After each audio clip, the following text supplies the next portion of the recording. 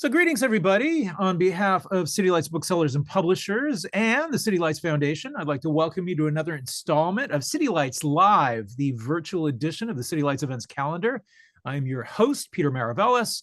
As always, we are beaming to you from the unceded ancestral homelands of the Ramaytush Ohlone people, also known as the San Francisco Bay Area, an offering of respect to those who have come before us as stewards of the land. Today, we are delighted to welcome back to the house our dearly beloved Jon Savage. We have had the fine pleasure of hosting him in the past. He is one of the great chroniclers of pop music and subculture. We are celebrating the publication of his new book, The Secret Public: How Music Moved Queer Culture from the Margins to the Mainstream. It's published by our friends over at Liveright Books. In it, he chronicles the monumental history of gay influence on popular culture, from the rise of Little Richard to the collapse of disco in the late 70s. This is a thoughtful, painstakingly researched, and voluminous tome that emerges really as the gold standard for its subject. Jon Savage is a writer, broadcaster, and music journalist, best known for his definitive history of the Sex Pistols and punk music entitled England's Dreaming. He's also the author of over a dozen books on pop culture and subculture. These include This Searing Light, The Sun, and Everything Else. Also, 1966, the year of the decade exploded. Also, Teenage, the creation of youth culture, amongst others. He is considered to be one of the foremost pop culture historians of his generation. He's also the winner of the Ralph J. Gleason Prize. And he makes his home in North Wales, from where he is broadcasting for us today. We're very grateful for that. He's going to be joined in conversation by Josh Cheon. Josh is a music historian, a vinyl-focused DJ and collector, and the founder of Dark Entries Records. So join us now in offering a warm welcome to Jon Savage and Josh Cheon. Welcome to City Lights. A great pleasure. Thanks, Peter. Thank you. Hello, Josh. Hi, John. So anyway, here we are. It's dark and cold in cold in North Wales. We're going to have a storm tomorrow. Well, after a stormy few days, it's been bright and sunny here, so we're, back to typical California weather, I guess. Well, that's cool. Yeah. I wasn't sure if you were going to read something first, or we'll just dive into. Okay, great. Let's just dive into. All right, we'll dive into it. It's a lot to dive into. It's like a tome. I love it. It's a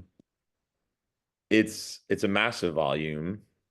And I guess my first question is, how did you go about collecting and organizing all of this information? It really does feel like a lifetime's work. Well, it starts off with I do kind of buy stuff and I collect stuff, and a lot of the stuff that I refer to comes from documents or books or magazines that I've had for years and years and years. Because over the years, whenever I see kind of interesting gay LGBTQ stuff, I buy it. So that's a start. I think with books, it's a book, it's not an encyclopedia, so you have to set yourself parameters. And I knew that I wanted to begin with Little Richard, so that's 1955. And I knew I wanted to end with disco, because I didn't want to get into AIDS for reasons I'll explain in a bit. So that's 55 to 79. Well, how do you organize that? And take, a gap every 6 years. You've got 5 parts. So I worked that out. 1955, 1961, 1967, 1973, 1978. So deep dive into those years. And in fact, a particular month, in those years as well. And so that gives you a kind of time peg to organize it around. And then depending on how much material there was, you have however many chapters there are in the parts. In fact, there are 7 chapters in each part. So there are 35 chapters in all in 5 parts, taking 5 years. So once you've got that sort of thing organized, it does kind of flow. And I find a lot of writing is problem solving. So, how do you make this work? Which month do you choose? what happens that month, how do you make it fit, all that kind of stuff. It's really sort of practical stuff. And then, you know, that sets you into the, you know, whatever deep dives you want to do. Yeah, I loved all the source material, all the magazines you were referencing, the newspapers. I love the confidential, the scandals and Hollywood's connection to, uh, outing closeted stars, or, even before they were stars. It's all fascinating how it's all tied together. And that these papers, are still out there. If you collect them, we have a bunch that we're selling for the magazine, which was an old magazine store next door. And they held on to all these, these are papers that they used to sell that used to, they were huge. I think a lot of people forget how tabloid culture was such a big part of getting, misinformation, but also some information. And it was kind of, a lot of gay people were buying this stuff because that's how they were learning about gay current events, because no one else was covering it. So I think we forget with the rise of, social media and just communication in general. The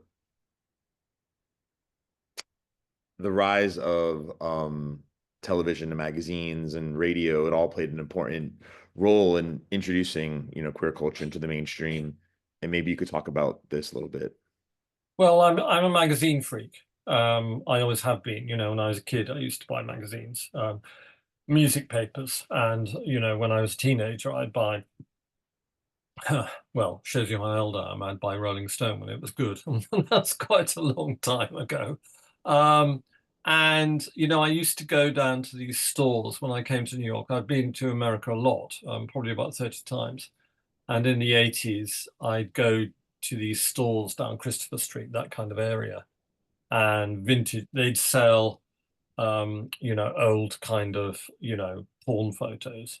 And they'd sell copies of One magazine, which is a fascinating magazine, which I quote a lot of in the book. And you know, it's quite One magazine for me was a total revelation. There were several revelations in doing the book. But One magazine was a homophile, as they were called then. So it was agitating for homosexual rights deep in the McCarthy era. They had the balls to hint that Edgar Hoover was gay, and they got a lot of FBI harassment for that.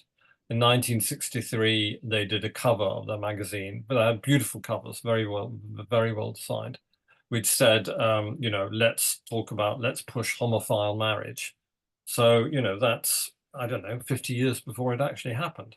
So I found them, and that told me that there was already a lot going on in the 1950s, that this wasn't, so this would have been the 80s.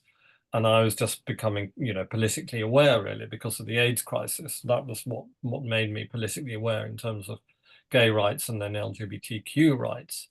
I was fascinated that these same struggles were going on deep in a period that we thought, you know, that I thought had no homosexual activity at all in terms of culture, in terms of politics.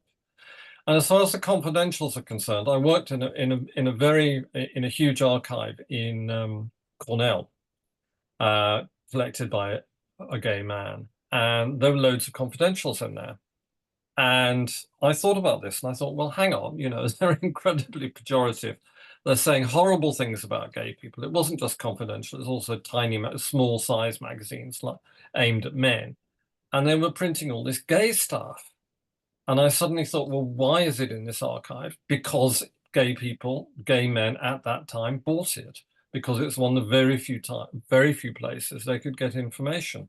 So it shows you really how, you know, it's another world. People had to, and I do feel this from my youth, is that I'm now 71, so I was born in 53. Is that you had to find scraps of information wherever you could. So that bolsters your point about the you know, confidential and on the QT and all those kind of magazines, which were huge in the mid 50s, absolutely huge. Right. And also you mentioned, I love the parts about physique pictorial and Bob Miser, and how, in the 50s he was kind of giving some background about, this guy's a wrestler, this person is a clerk. And then, as the pushback came, he started publishing how to resist arrest, and how to, he was providing help for the gay people reading this magazine to get out of sticky situations that were occurring more in like the early 60s, let's say. Um, Yeah, don't talk to the cops, you know. right. You don't talk to the post office. All this kind of stuff. Yes, I mean, it was great when I saw that stuff, because I until I got copies of Physique Pictorial, I didn't really zero in on that. And it's this fascinating mixture which happens in the next, well, I mean, Bob Miser carried on all the way through the 50s and the 60s and into the 70s. But there's that fascinating mixture of kind of softcore eroticism, because that's all there could be at that point, until the mid 60s. The penis was covered up a lot of the time anyway. And that, that mixture of softcore pornography or, eroticism with actual, consciousness raising and practical tips about what to do if you get into trouble, because of course gay people did get into a lot of trouble at that period. There was, terrible harassment by the post office. There was the case of Arvin Newton, who was a professor. I can't remember which college. He had been the first lover, I think, of Truman Capote. And he was busted for having physique magazines. And, that hastened his actual death. I can't remember whether he lost his job, but it was a big court case. And, the post office were very active in stopping gay magazines of whatever stripe being sent to people. So it was very, cloak and dagger. I mean, if you look in the back pages of one, there are a lot of letters from people, and they never get, one never print their full names. They're always L from Los Angeles or P from San Francisco or whatever. So it was real, sort of cloak and dagger stuff. But they persisted. And, I mean, there's the bravery of that I really wanted to celebrate. And that's one of the reasons that, I was really pleased to write about all that in the book. Yeah. Also, the history of the civil rights battles dovetails into the history that you write about. And maybe you could talk about the ways in which the emergence of LGBTQ culture and music connects to the struggles for equality and justice. I think it's very, very complicated, Josh. I mean, people of color within the LGBTQ community, it took a lot longer to get, visibility and representation, as opposed to, their white counterparts. I mean, the book begins with Little Richard, who is just fantastic, and he's a force of nature. And in many ways, he's mirrored, although in a different way, by Sylvester at the end of the book. I begin with Little Richard and end with Sylvester, because they're both completely emblematic of their times. And also, I mean, as well as, the music being fantastic, they're just incredibly brave. And there's a very appealing quality of them, of not giving a crap. I'm going to do this. I am who I am. I know who I am. I'm going to show you, and you are going to listen, which I really, really admire. I mean, Richard is complicated, and I was very careful in the book to talk about this. He self-identified in his autobiography as bisexual, but the book has a lot of gay stuff in there, and him hanging around the Greyhound terminal in how do you pronounce it? Is it Macon or Macon in Georgia? And getting tea room trade, and watching people having sex, and all sorts of stuff. I mean, the autobiography is actually just a great read, because it's full of all this stuff. And so the question is, how do you, and also the lyric of his breakthrough hit, Tutti Frutti, the first version was all about anal sex. And so, how do you make this palatable to a mass market? Well, he kind of snuck in there. They bowdlerized the lyric, fair enough. But, this was a time when suddenly things were open. And this is what's exciting about pop culture. Suddenly a door is opened and people can go through it. And suddenly you're exposed to something that you've never been exposed to before or never even thought about before. I mean, it happened to me in 1964 when I was 10 and I saw the Kinks and they were doing their first hit, You Really Got Me. And the guitarist had really, really long hair down to his shoulders. And I thought this was a girl. And I thought, well, it's way cool having girls in pop groups. That's great. And then I found out 6 months, and was also looking fantastic and making a wonderful noise. And then 6 months later, I found out he was a boy, and then I got really interested. So you suddenly get presented with these images and these sounds that come through a door, squeeze through the door into the mainstream, and then suddenly they open doors for you. As far as the time with the civil rights movement, I think it's long and complicated. I think when the gay political movement of the later 60s really got organized, so it would have been after Stonewall, really, they took the civil rights, mode as a model, and they were very inspired by the civil rights activism. I didn't see an enormous amount of crossover with the gay world and the civil rights world before then.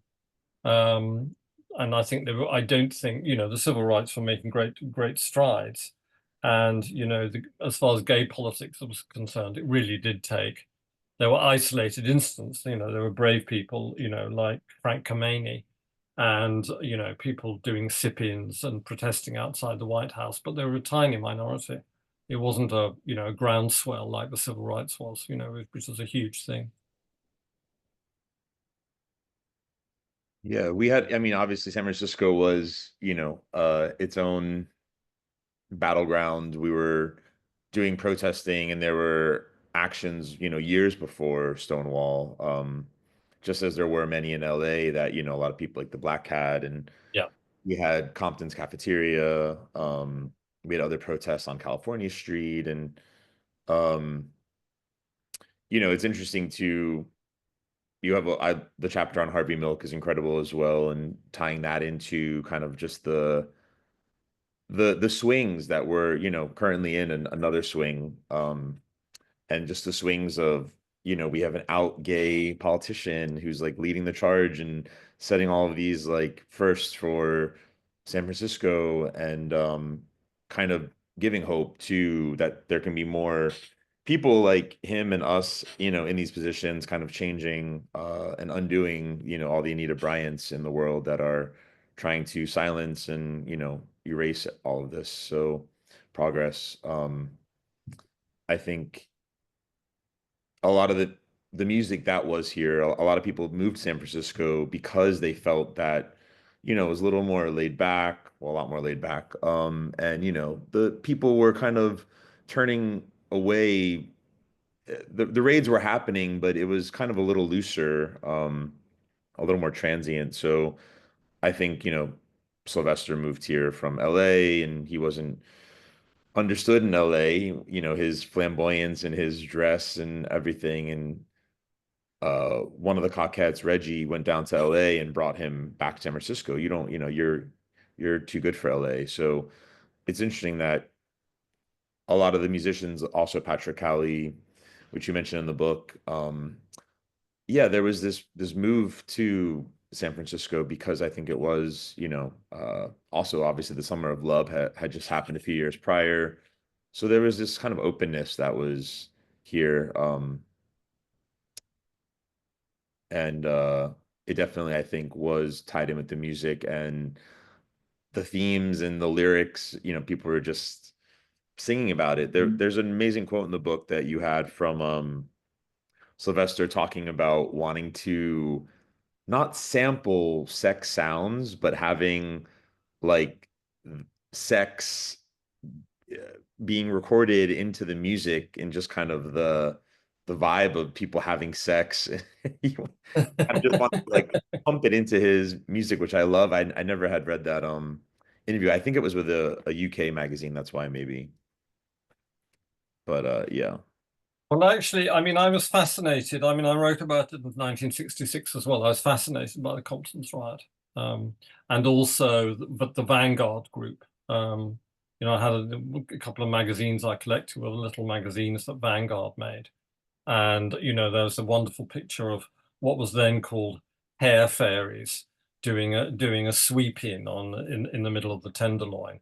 And they just look completely fantastic. They've got all the teased up hair, and they've got the mohair, kind of cardigans. And then they've got the slacks that come up half the way up their calves, and then they've got slingbacks, and they just look incredible. And yeah, I mean, there's that wonderful book I've just checked it by Nan Alamilla Boyd called Wide Open Town, which I referenced, you know, when I was talking about San Francisco. And there were people like Jose Soria, who ran the Black Cat. Was it Black Cat? I think it was the Black Cat. Yeah, in North Beach. Yeah. And I found his album somewhere. He did an album, recorded live at the club where he's dissing, you know, leather queens. And so all that stuff is, I love the spirit of it, and the defiance of it, and also the kind of artistry of it. It's not just a simple fuck you. It is a fuck you, but it's also something more than that. It's witty, and it's also, you know, it travels through time. I mean, you know, you do get the one thing I would go back to, I just remember about the civil rights movement, is that there was a magazine called Vector in San Francisco, and they had these discussions in '68 about the idea of gay power, which is very much taking from Stokely Carmichael's concept of black power, which people interpreted as being, you know, violence. But in fact, what Stokely Carmichael initially meant anyway was black self-determination. You know, buy in black stores, use the economic power that you have to get political power. And there were the same kind of discussions, you know, referencing black power in this, in Vector in 1968, about using the purchasing power of gay people to, you know, have some leverage in terms of political power, and mentioning the possibility of boycotts, etc. So there was direct inspiration from the civil rights movement into you know, even the pre-Stonewall gay movement. And in fact, there was also Vanguard from, you know, San Francisco produced this thing about, you know, gay power as well. So the idea was in the air. And yeah, San Francisco was really, I mean, when I was a kid, I loved San Francisco music. I was absolutely obsessed by it. You know, the hippie stuff, which of course was not particularly gay friendly, as we now know. But I just loved it. You know, Quicksilver Messenger Service, Moby Grape, Jefferson Airplane, the whole bloody lot. Big Brother, loved Janis Joplin, you know. So, and I liked it because I was in the UK. I was stuck in a boarding school, and I just heard space in it. I heard freedom in it. And that's what I wanted. And so maybe I mean, obviously there's, you know, it's a simplistic thing to say, but San Francisco to me at that time meant freedom. And I think it did for a lot of gay people in terms of a slightly different culture in the 70s. Yeah, well, we had the Cockettes, obviously, which were still to this day studied and analyzed, and you know, how were they, you know, having these LSD performances and singing about what they were singing about, and you know, huge, huge in the sense of like just not giving a fuck. Yeah, not really caring. Yeah, we can say it. We We can can say say it. it. And yeah, no, I guess also just to obviously Sylvester was a cockhead early on, and he kind of stood out from the lot because he actually was musically, the most talented, and the tie-in with also again Patrick Cowley was doing music for the Cockettes, well, the post Cockettes, the Angels of Light, living with Strumbly from the Cockettes. And it is interesting that they kind of met later on after they both had kind of stopped working with that group or those people and found each other. And yeah, their queerness, you know, attracted each other in some beautiful way to ignite this, highly synthesized version of disco that, was kind of the pinnacle or the end, maybe it burn out in this flame between these two gay men. But, Sylvester didn't really like he was very open about not he didn't like working with other gay people. He had to be the queen, he had to be the only one. And I think that's kind of maybe what it was too much because Patrick was very opinionated and, was kind of pushing for more of the synthesized sound. I think Sylvester was kind of over it, as he kind of ran through his different eras. And I guess also, yeah, to cycle back about why it does stop at 79 and why AIDS was not included in this book. Because, Josh, by the time I got to 1979, I'd written 300,000 words and I'd had enough. Also, more seriously, I couldn't face it. I really couldn't. I wanted to end, and also just for the reader, I wanted to end the book on an up.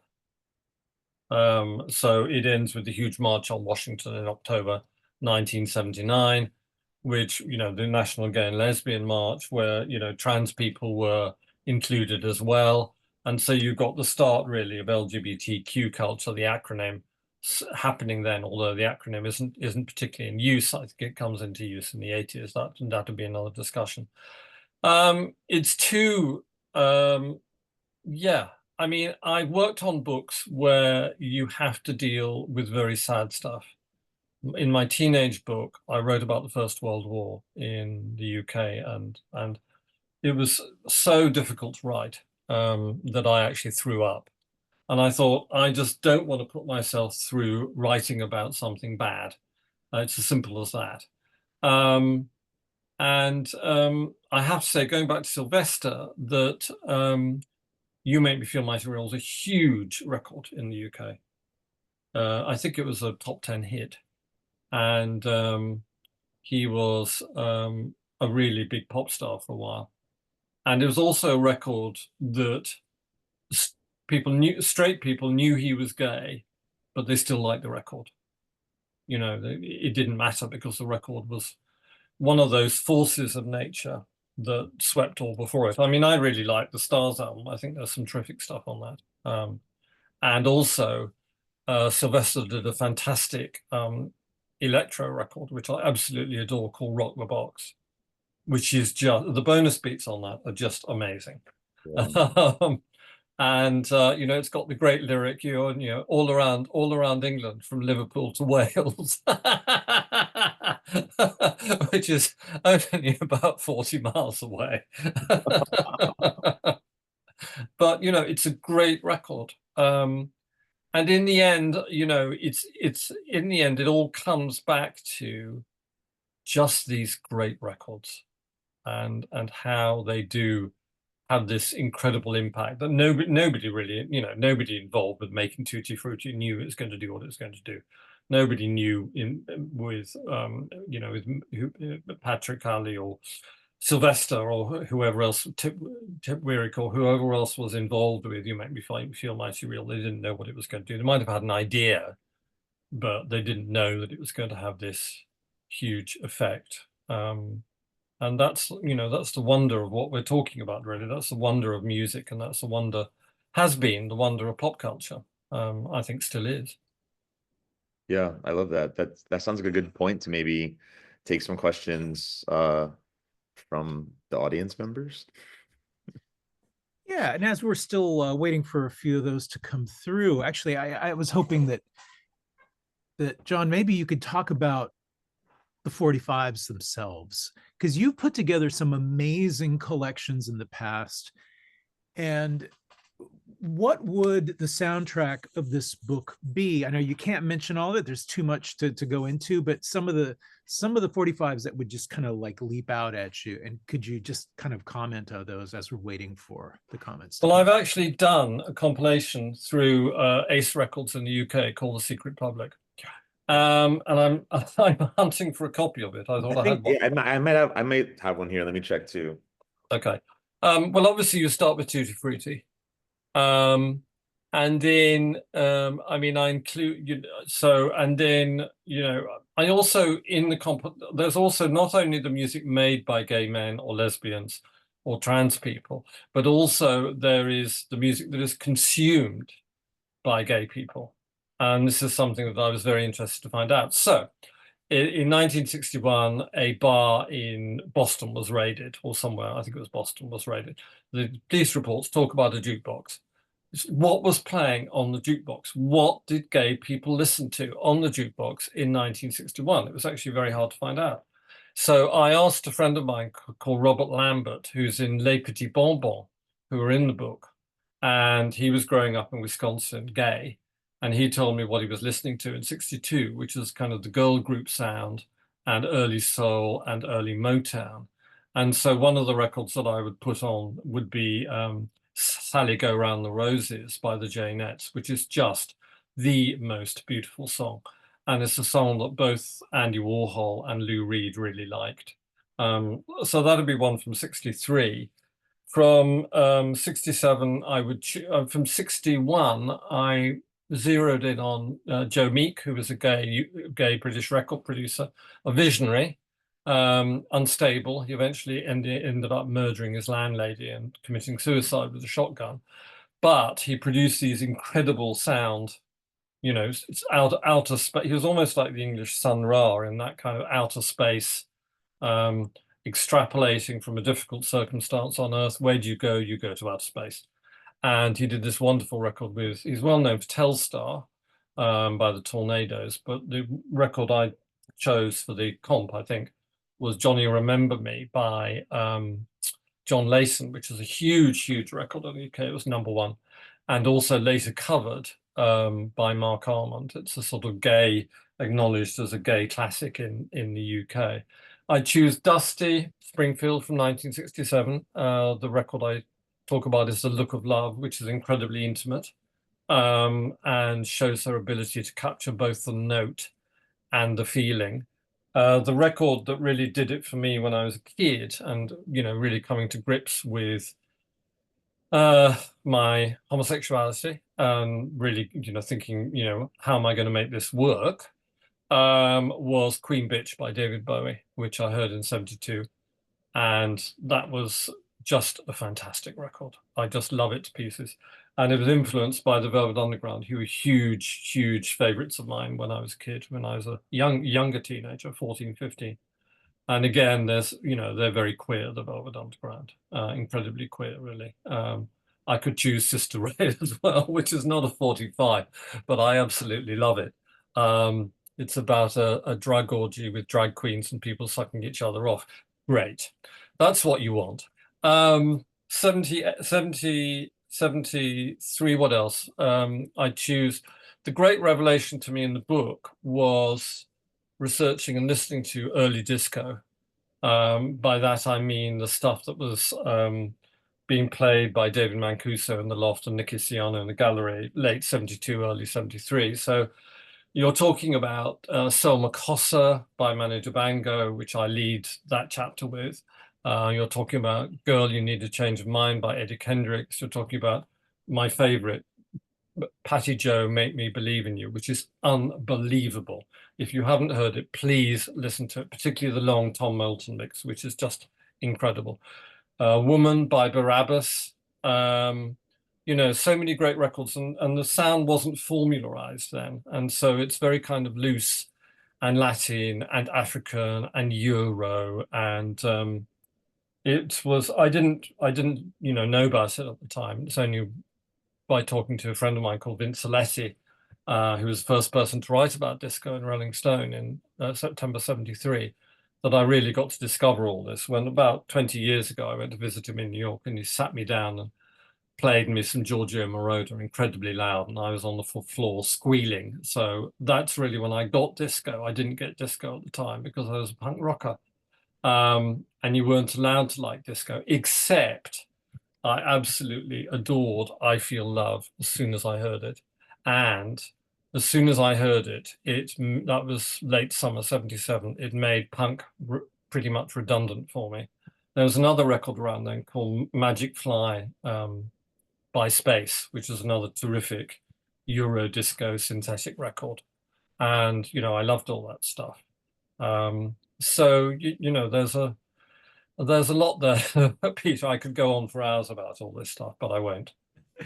Well, it's a pleasure hearing about all that. And some of which I've never heard of. I mean, I've heard of, but maybe never heard in the flesh. So now I've got a lot to look forward to. So Stephen says, Jon, thanks very much for your insightful and also joyous scholarship. I am curious if you hear anything in recent pop music that has any sort of queer activist power or impact. I have to be honest here. I'm not the right person to ask about this because I don't listen now. I had to do it for years because I was in the game, and I don't listen to a lot of contemporary pop music anymore because I don't have to. You know, I was a reviewer for a national newspaper in the UK for a long time. And when it's your job, it's a real relief not to have to do it, let me tell you. The only thing I would say is that from my observations from afar, as it were, I noticed that a lot of the people making waves in pop music at the minute are young women. And to me, that's very interesting and exciting. It's very, very different from when I was a kid. And therefore, that makes it interesting to me. I'm not one of those people who say, you know, it was great in the 60s and the 70s. Well, it was, but it's not the 60s and 70s anymore. That's a long time ago. It's now. What's happening now? And, you know, people quote to me Taylor Swift. Chapel Roan is a name that keeps on coming up. But I can't really give you any specifics beyond that general idea that that's where things are happening. I'm sure beneath the surface there will be, and maybe there will be more with what's happening, you know, politically. Music is a very good place to comment on the world because it's not as censored as the other media are. Let's see. NRC comments, interested to learn the most unexpected thing you found during your research, and wondering if there was something you left out you'd wish you'd been able to include. Thank you. I didn't talk about Leslie Gore, which I'd have liked to have done because she didn't fit the timescale. You know, she was big in 63, 64, and I was writing about 61, 67. So I'd have liked to talk about her. And in fact, I put a track of hers on the compilation, The Secret Public. So there's that. What was the most incredible thing I found out? I mean, I think going back, it's just the revelation of how great early disco was. It really was a revelation to me. I really loved writing that chapter. And also kind of how homophobic a lot of punk was, really, which rather upset me. In British punk, there were a lot of gay people involved, including myself. I was a witness and a writer. But, you know, there was that awful line in the Sex Pistols, New York, you know, poor little faggot. And I thought, fuck you, you know, how could you? And, you know, that just gets worse and worse as time goes on. So, you know, there's all sorts of things, And I was trying to work out why, as a young gay man, I didn't get involved with the gay scene of the time, which was based around disco. And there was a thriving gay scene in London. Why didn't I get involved with it? Why did I get involved with these punk rockers? First off, I really like the music. I love loud guitars. And it took me until the synthesizer, as I said before, I Feel Love, to get involved with disco. But also it's probably internalized homophobia. And this is another huge issue, particularly for people of my generation who found it, you know, I mean, as I said before, there was no positive affirmation from anywhere except bits you heard in the music. So when you heard Bowie saying, I'm gay and always have been, and singing Queen Bitch. Thank you very much. You know, that's great. That's something to hold on to. That's something to move forward with. But there wasn't much of that. And the general images of gay people in the UK and probably in the US at the same time were extremely negative. In the UK in 1976, two of the biggest TV stars were incredibly camp, sexless gay men, Larry Grayson and John Inman. And we had a national scandal about an MP, Jeremy Thorpe, who was so terrified of people discovering he was gay, he tried to kill his gay lover.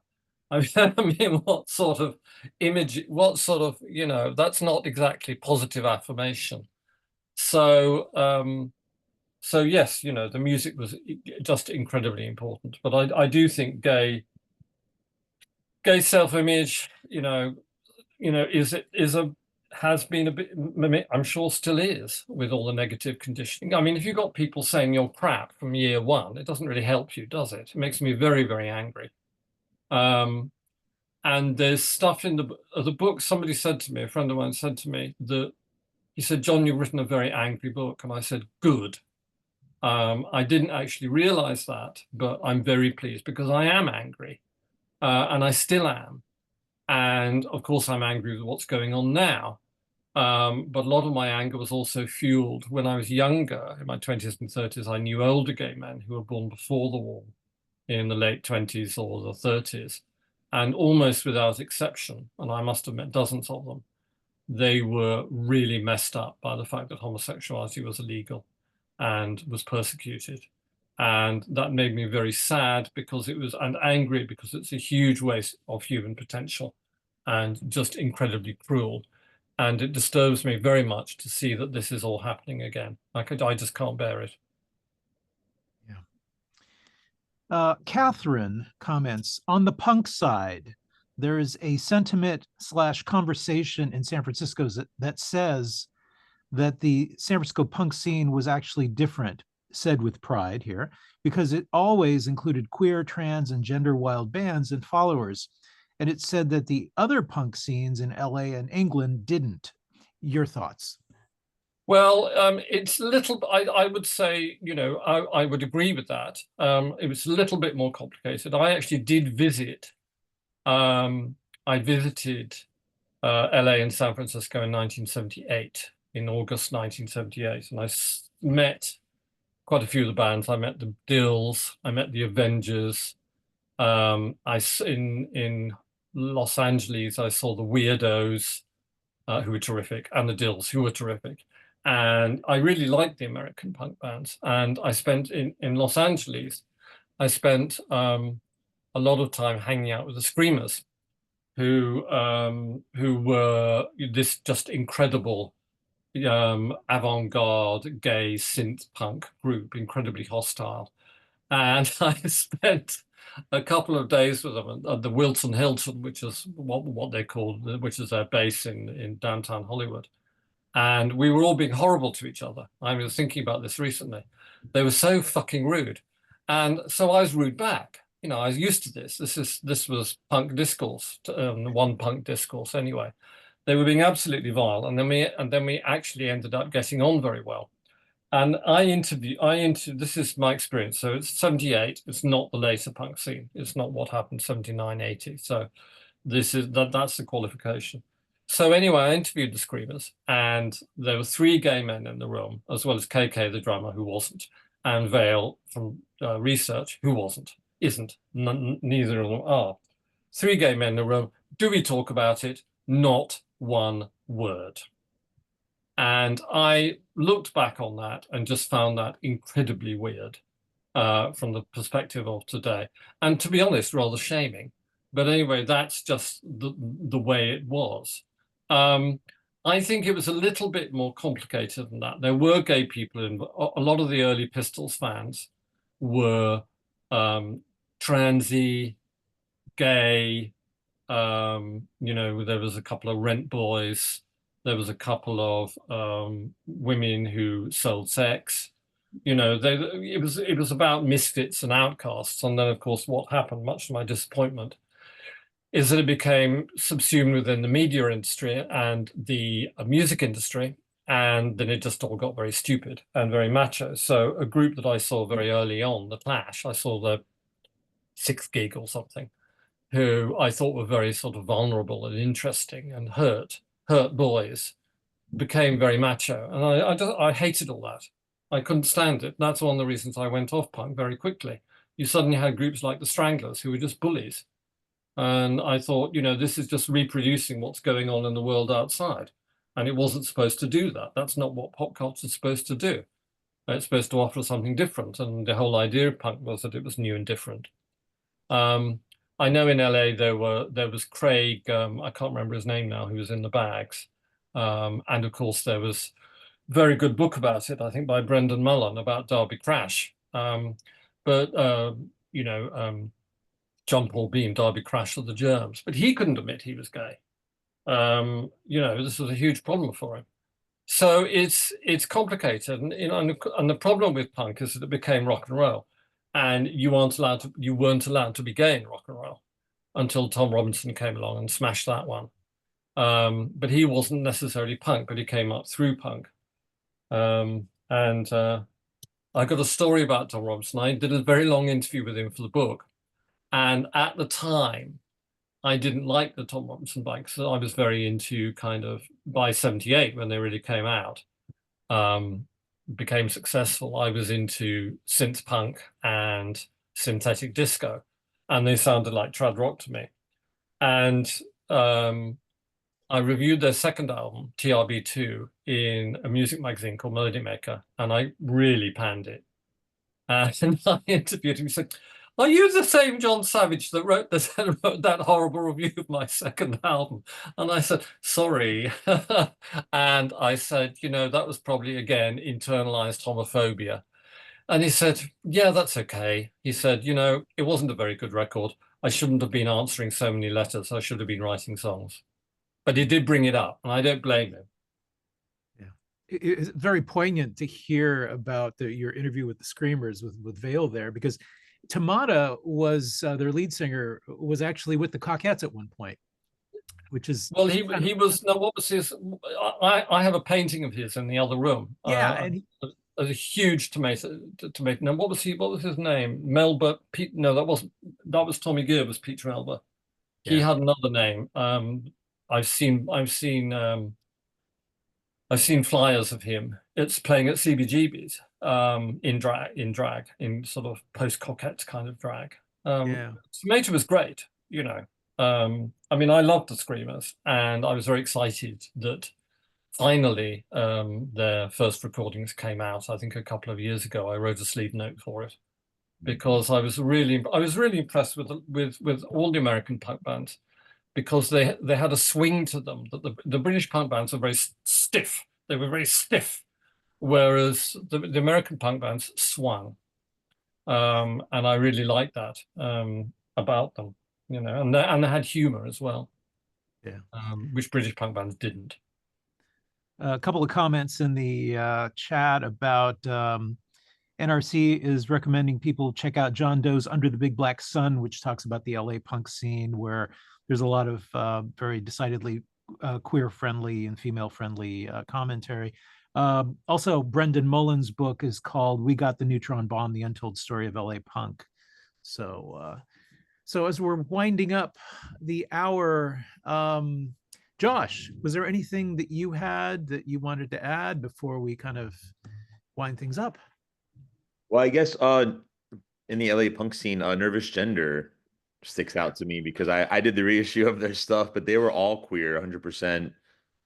Featured an early Frank before she went off and did her folk singer, lesbian folk singer, Jewish lesbian folk singer, opened for Morrissey. But yeah, they couldn't get a deal in LA, which is interesting. You know, they had to come up to San Francisco to get signed because no one would touch them. They were too queer for Los Angeles at the time. But working on compilations also within the city, I've met with a lot of, like, you know, gay punk bands from San Francisco, and they told me tomatoes were thrown at them. They had a hard time. They were heckled. A lot of lesbian bands told me it was not easy Yeah. to be gay in San Francisco in the early 80s, you know, singing openly gay songs. So San Francisco also wasn't, you know, this, you know, especially in, at least in the punk scene, it wasn't this like safe space for queer bands to be open about their, you know, sexuality. Such a shame, isn't it? Yeah. So I don't know. Well, I mean, you know, there was a band in the UK called Chelsea, who was fronted by a guy called Gene October. And he was known to be gay because he'd appeared in sort of soft porn magazines. And he was absolutely pilloried by people. And, you know, going back, I find that disgusting. There were gay managers. In the time I met Lee Black Childers, who was a wonderful person. Did a wonderful, you know, was very much involved with Bowie and Iggy Pop in the early 70s. And I really, really liked Lee. He was an inspiration. And he managed the Heartbreakers. So put those a gay manager with these hardcore junkies, you couldn't make it, you just could not make it up. So there were a lot of gay people around, but I wouldn't say that it was gay friendly, you know, in the same way that you're saying, Josh. It's something to do with, in the late 80s, I made a couple of programs for a series called Out on Tuesday for Channel 4 in the UK. And we did one on disco. Fine. Everybody wants to appear in it. Yeah. Because the music industry markets disco at gay people. So easy. We got Frankie Knuckles, we got Bananarama, we got whoever. Neil Tennant appeared, you know, all that kind of stuff. As soon as we went to the gay roots of punk, you know, starting off with a bit of Patti Smith, nobody wanted to be in it because it was rock, you know. Gay people. This is the thing that annoys me, is the way that the music industry and the media industry stratiates people. Gay people aren't supposed to like rock. They're not supposed to make rock. Well, that's absolute bollocks. And, you know, you can like anything you want to. But, you know, I still don't like Elton John. Well, on that note, sorry about that, everybody, but, you know, it's just crap. I want to thank you both for gracing our virtual halls. Hang on, there's one by Mary F. that looks interesting. Oh, let's take a look. We'll do one more. Yeah. Do you think gay slurs should be edited out of pop songs? I'm thinking of Hoosier's December 2024 performance of Fairy Tale in New York on Saturday Night Live. The line with faggot was changed. Oh, Lordy, censorship. Can I just say that I really, really hate that Pogue song for that very reason. I really don't like hearing people being, you know, slurring LGBTQ people. Whether or not I'd want to censor them, I don't know. I'm sorry, I can't give you a proper answer. I'd really have to think about that. But I assure you, that bloody Pogue song, it's played every single Christmas in the UK, and I hate it every time I hear it. I just don't get it. I think that if you're in music, then you want to appeal to the maximum amount of people. You don't want to exclude people. And you're not in a medium that should be a vehicle for hate. So probably I'd tip to the side of editing those words out. I mean, like I said before, going now when I hear "Poor Little Faggot" in New York by the Sex Pistols, I get upset. You know, I don't like it. It's not nice. You know, you didn't need to do that. And you were talking about David Johansen, who isn't. So, you know, I mean, yes, probably a good thing they did edit it out. Yeah, I remember that lyric was very confusing to me when I first heard it. Actually, I got that record when it first came out, and I was thinking, wait a second, there's something incongruous about this picture, which created some dissonance. I know it's a character. I know people are expressing a character, but I still hate it. I mean, I don't buy, you know, I'm of Irish extraction, and I don't buy that whole drunken Irishman crap. I really don't. You know, I have an Irish passport, and I don't like that drunken Irish stereotype. that Shane McGowan presented, I'm afraid. Yeah. Well, we've got more comments, but we're essentially out of time. Jon, thank you so much. It is a pleasure and an honor always to have you with us. And Josh, thank you for doing the honors. And thanks to all of you in the audience for joining us. Today's event has been made possible by support from the City Lights Foundation, fostering an active engagement with books and literary culture, all dedicated to sustaining a vibrant community of readers, writers, and independent thinkers. So long, everyone. Take care. Stay strong. Fight the good fight. And we hope to see you soon. It's I can go and watch crap telly now. Yeah. Josh, thank you. Saturday night is great because you get the potted foot. You get match of the day, which is in my old age. I've started watching football. Please explain. And it's not because I fancy the players. I like the kind of soap opera aspect of it. I never used to like sport when I was a kid. I was good at sports, but I never watched sport. And now, of course, I do. It shows you I'm getting old. Fabulous. Maybe there's hope for me too. Okay, very nice to meet you, Gentlemen, Josh. We will a continue pleasure. to. Ready. Thank you very much. That's Okay. right. Take care. Bye, Cheers. bye, bye. Thanks, Josh. Thanks, Bye. Peter. Bye. Okay.